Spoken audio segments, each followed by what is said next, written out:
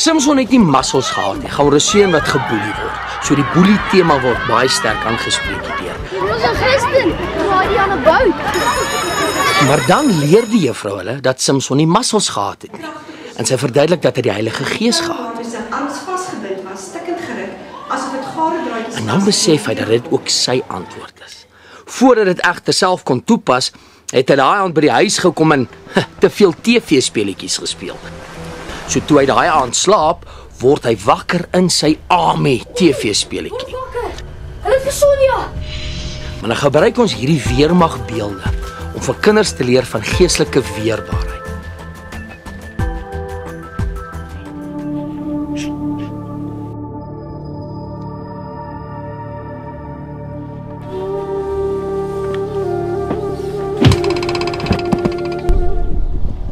Dat daar 'n geveg aan die gang is.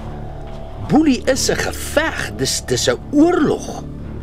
Die vyand val jou aan met leuns en met feite. Maar jy baklei terug met die waarheid.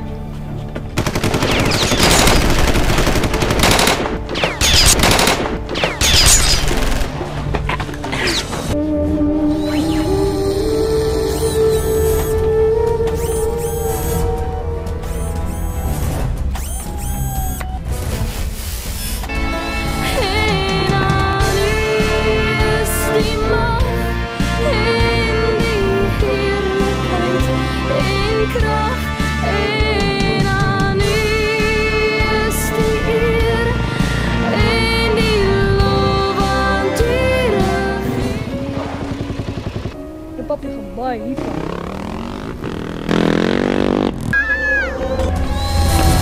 Want as jy daar ingaan, gaan jy vassit in 'n TV-game.